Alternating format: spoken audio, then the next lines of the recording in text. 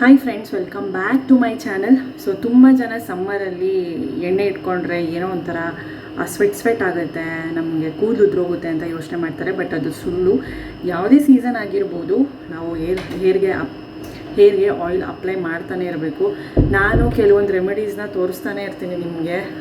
Hair care tips ಹೇಗೆ ಮಾಡ್ಕೊಳ್ಳೋದು, ಒಂದು ಸ್ವಲ್ಪ ಹೋಮ್ ರೆಮಿಡೀಸ್ ಆಗಿರ್ಬೋದು, ಹೇರ್ ಸ್ಪಾ ಮಾಡಿಸ್ಕೊಳ್ಳೋದಾಗಿರ್ಬೋದು, ಎಲ್ಲನೂ ಮಾಡ್ತಾಯಿರ್ತೀನಿ.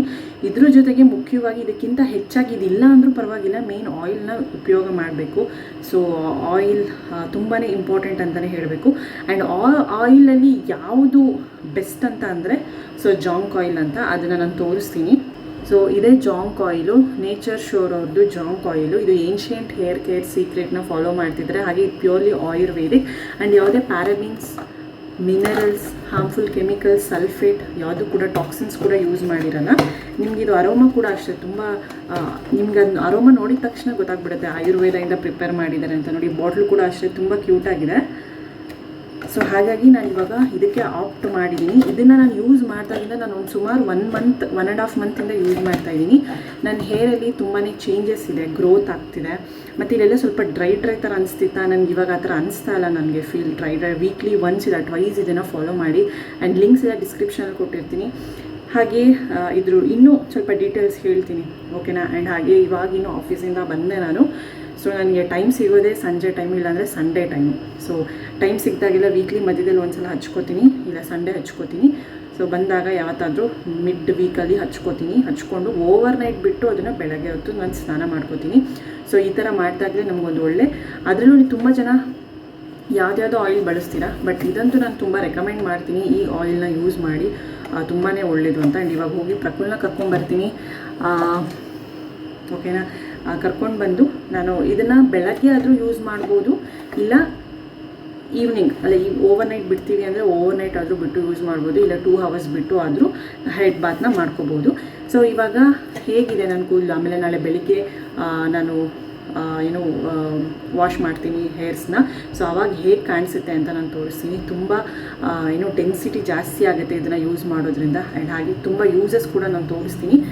ಸೊ ಇವಾಗ ನಾನು ಮೊದಲು ಕರ್ಕೊಂಡು ಬಂದು ಪ್ರಕುಲ್ನ, ಆಮೇಲೆ ಆಯಿಲ್ನ ಅಪ್ಲೈ ಮಾಡ್ಕೋತೀನಿ. ಯಾಕಂದರೆ ಅವನಿಗೆ ಲೇಟ್ ಆಗಿಬಿಡುತ್ತೆ ಪ್ರಕುಲ್ಗೆ ಹೋಗೋದಕ್ಕೆ. ಸೊ ಕರ್ಕೊಂಡು ಬಂದಮೇಲೆ ನಾನು ಆಯಿಲ್ನ ಅಪ್ಲೈ ಮಾಡ್ಕೋತೀನಿ. ನೋಡಿ, ಸೊ ಈಗ ಕವರ್ ಮಾಡ್ಕೊಂಡು ಹೋಗ್ತೀನಿ. ಸೊ ಇನ್ನೊಂದು hair care tips, skin care ಏನಂದರೆ, ಮೊದಲು ಎಲ್ಲಾದರೂ ಆಚೆ ಹೋಗೋವಾಗ ಸೊ ಈ ಥರ ಸ್ಕಾರ್ಫ್ ಕಟ್ಕೊಂಡ್ರೆ ಒಳ್ಳೆಯದು. ಸೊ ಡಸ್ಟು, ಪೊಲ್ಯೂಷನಿಂದ ಡ್ಯಾಂಡ್ರಫ್ ಆಗೋ ಚಾನ್ಸಸ್ ಇರುತ್ತೆ. ಸೊ ಹಾಗಾಗಿ ಎಲ್ಲನೂ ಕೇರ್ ಮಾಡಬೇಕು. ಇದ್ರ ಮೇಲೆ ಹೆಲ್ಮೆಟ್ ಹಾಕ್ಕೊಂಡು ಹೋಗ್ತೀನಿ. ಸೊ ಈ ಥರ ಒಂದು ಸ್ವಲ್ಪ ಹೇರ್ ಕೇರ್, ಜಾಸ್ತಿ ಡ್ಯಾಂಡ್ರಫಿಂದನೇ ನಮ್ಮ ಕೂದಲೆಲ್ಲ ಹಾಳಾಗೋಗೋದಲ್ವ. ಹಾಗಾಗಿ ಈ ಥರ ಕೂಡ ನಾವು ಸ್ವಲ್ಪ ಅವಾಯ್ಡ್ ಮಾಡಬೇಕು ಆಚೆ ಹೋದಾಗ. ಸೊ ಬಿಸಿಲಿರಲಿ, ತಣ್ಣಗಿರಲಿ, ಏನೇ ಇರಲಿ, ಡಸ್ಟ್ ಅಂತೂ ಇದ್ದೇ ಇರುತ್ತಲ್ವ. ಸೊ ಹಾಗಾಗಿ ವೆದರ್ ಕೂಡ ಅಷ್ಟೇ ತುಂಬ ಕೂಲಾಗಿದೆ, ಮಳೆ ಬರೋ ಥರ ಇದೆ. ಬಟ್ ಇನ್ನೂ ತುಮಕೂರಲ್ಲಿ ಸರಿಯಾಗಿ ಮಳೆ ಬಂದಿಲ್ಲ, ಸುಮ್ಮನೆ ಶಾಸ್ತ್ರ ಸ್ಪ್ರಿಂಕಲ್ ಥರ ಬಂದಿದೆ ಅಷ್ಟೇ. ತೋರಿಸ್ತೀನಿ, ಇದು ಸಕ್ಕತ್ತಾಗಿದೆ ಕ್ಲೈಮೇಟು ನೋಡಿ, ಫುಲ್ಲು ಕ್ಲೌಡಿ ಕ್ಲೈಮೇಟು. ಬಟ್ ಮಳೆ ಬರಲ್ಲ, ಇವತ್ತಾದರೂ ಬರುತ್ತಾ ಅಂತ ಕಾಯಬೇಕು. ಸೊ ಲಶಿ ಕೂಡ ರೆಡಿ ಅವ್ರ ಅಣ್ಣನ ಕರ್ಕೊಂಬರೋಕ್ಕೆ. ತುಂಬ ಚೆನ್ನಾಗಿದೆ ಕ್ಲೈಮೇಟು,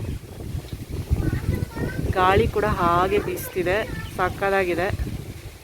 ಸೊ ಹೋಗಿ ಬೇಗ ಕರ್ಕೊಂಬರೋಣ. ವಾನ ತುಂಬ ಜನ ಏನು ಅಂದ್ಕೊಳ್ತಾರೆ ಅಂದರೆ, ಈ ಸಮ್ಮರಲ್ಲಿ ಆಯಿಲ್ ಅಪ್ಲೈ ಮಾಡ್ಕೋಬಾರ್ದಪ್ಪ, ತುಂಬ ಸೆಕೆ ಅಂತ ಅನಿಸುತ್ತೆ. ಸೊ ಆ ಥರ ಅಂದ್ಕೊಳ್ಳೋದೇ ತಪ್ಪು. ಸಮ್ಮರ್ ಆಗಿರ್ಬೋದು, ವಿಂಟರ್ ಆಗಿರ್ಬೋದು, ಯಾವುದೇ ಸೀಸನಲ್ಲಾದರೂ ನಮ್ಮ ಹೇರ್ ಕೇರ್ ತುಂಬಾ ಇಂಪಾರ್ಟೆಂಟ್ ಅಂತಲೇ ಹೇಳ್ಬೋದು.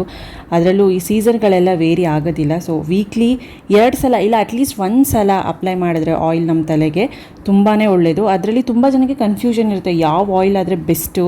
ಇವಾಗಿನ ಸಿಚುವೇಷನಲ್ಲಿ ಹೇರ್ ಫಾಲು, ಡ್ಯಾಂಡ್ರಫ್, ಅದು ಇದು ಎಲ್ಲ ಸಮಸ್ಯೆನೂ ಇರುತ್ತೆ. ಸೊ ಅದಕ್ಕಾಗಿ ಒಂದು ಒಳ್ಳೆ ಬೆಸ್ಟ್ ಸೊಲ್ಯೂಷನ್ ಅಂದರೆ ಜಾಂಕ್ ಆಯಿಲ್ ಅಂತ. ಸೊ ಇದು ಪ್ಯೂರ್ಲಿ ಆಯುರ್ವೇದಿಕ್ ಆ್ಯಂಡ್ ಯಾವುದೇ ಪ್ಯಾರಾಬಿನ್ಸ್, ಕೆಮಿಕಲ್ಸ್, ಸಲ್ಫೇಟ್, ಯಾವುದೇ ಒಂದು ಹಾರ್ಮ್ಫುಲ್ ಕೆಮಿಕಲ್ಸ್ ಕೂಡ ಯೂಸ್ ಮಾಡಿರೋದಿಲ್ಲ. ಇದರಲ್ಲಿ ಏನು ಬೆನಿಫಿಟ್ಸ್ ಇದೆ ಅಂದರೆ, ಮೊದಲು ಇದು ಏನ್ಷಿಯಂಟ್ ರೋಮನ್ ಮತ್ತು ಈಜಿಪ್ಟಿಯನ್ ಸಿವಿಲೈಸೇಷನ್ಸ್ನಲ್ಲಿ ಡಾಕ್ಯುಮೆಂಟ್ ಮಾಡಿರೋವಂಥದ್ದು. ಇದೊಂದು ಜಾಂಕ್ ಥೆರಪಿ ಆಗಿರುತ್ತೆ. ಸೊ ಇದು ಬರೀ ನಿಮಗೆ ಹೇರ್ ಫಾಲ್ ಕಂಟ್ರೋಲ್ ಮಾತ್ರ ಮಾಡೋದಿಲ್ಲ, ತುಂಬಾ ಅಡ್ವಾಂಟೇಜಸ್ ಇದೆ. ಮೊದಲು ನೀವು ಅಪ್ಲೈ ಮಾಡೋದಕ್ಕಿಂತ ಮುಂಚೆ ಆಯಿಲ್ನ ಬಿಡಿಸ್ಕೋಬೇಕು ಕ್ಲೀನಾಗಿ, ಆಮೇಲೆ ಸ್ಕ್ಯಾಲ್ಪ್ಗೆ ಹಚ್ಕೊಂಡು ಆಮೇಲೆ ಹೇರ್ ಟಿಪ್ವರೆಗೂ ಹಚ್ಕೋಬೇಕು. ಇದೊಂದು ನೀವು ಫಾಲೋ ಮಾಡಬೇಕು. ಆ್ಯಂಡ್ ಜಾಂಕ್ ಆಯಿಲ್ ಬಗ್ಗೆನೇ ನಾನು ಏನಕ್ಕೆ ಹೇಳ್ತಾ ಇದ್ದೀನಿ ಅಂದರೆ, ಇದು ಮೈಕ್ರೋ ಸರ್ಕ್ಯುಲೇಷನ್ ಮಾಡುತ್ತೆ ಬ್ಲಡ್ನ, ಅಂದರೆ ಪ್ರಮೋಟ್ ಮಾಡುತ್ತೆ ಮೈಕ್ರೋ ಸರ್ಕ್ಯುಲೇಷನ್ ಆಫ್ ಬ್ಲಡ್ನ, ಹಾಗೆ ಡ್ಯಾಂಡ್ರಫ್ನ ರಿಮೂವ್ ಮಾಡುತ್ತೆ. ಹಾಗೆ ತುಂಬ ಜನದ ತಲೆಯಲ್ಲಿ ಫಂಗಸ್ ಅನ್ನೋದು ಕ್ರಿಯೇಟ್ ಆಗಿರುತ್ತೆ, ಸೊ ಅದನ್ನು ಕೂಡ ರಿಮೂವ್ ಮಾಡಿರುತ್ತೆ. ಆ ಸ್ಮೆಲ್ ನೋಡಿದಾಗಲೇ ನಿಮಗೆ ಅನ್ಸೋದು ಆಯುರ್ವೇದಿಕ್ದೆಲ್ಲ ಯೂಸ್ ಮಾಡಿರ್ತಾರಲ್ಲ ಆ ಘಾಟ್ ಅನ್ನೋದು ನಿಮಗೆ ಗೊತ್ತಾಗುತ್ತೆ. ಹಾಗೆ ಇದು ಅಲೋಪೇಶಿಯಾ, ಬಾಲ್ಡ್ನೆಸ್, ಸ್ಕ್ಯಾಲ್ಪ್ ಇನ್ಫೆಕ್ಷನ್ ಮತ್ತು ಎಕ್ಸೆಸಿವ್ ಹೇರ್ ಲಾಸ್ನ ಟ್ರೀಟ್ ಮಾಡುತ್ತೆ. ಹಾಗೆ ನಿಮಗೆ ಒಂದು ಒಳ್ಳೆ ನರಿಶ್ ಸ್ಕ್ಯಾಲ್ಪ್ ಕೊಡುತ್ತೆ. ಹಾಗೆ ಒಂದು ಒಳ್ಳೆ ಹೇರ್ ಸ್ಟ್ರಾಂಗರ್ ಮತ್ತು ಯಂಗರ್ ಆಗಿ ಕಾಣಿಸುತ್ತೆ. ಮತ್ತು ಇದು ಪ್ರಿವೆಂಟ್ಸ್ ಹೇರ್ ಲಾಸ್ ಮತ್ತು ಹೇರ್ ಫಾಲಿಂದನೂ ಕೂಡ ನಿಮಗೆ ಸ್ಟಾಪ್ ಆಗುತ್ತೆ.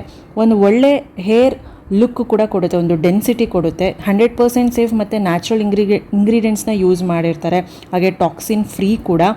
ಸೊ ಹಾಗಾಗಿ ಹಿಂದೆ ಟ್ರೈ ಮಾಡಿ, ನಿಮಗೆ ಒಂದು ವಾಶಲ್ಲೇ ಗೊತ್ತಾಗುತ್ತೆ ಎಷ್ಟು ಚೆನ್ನಾಗಿದೆ ಅಂತ.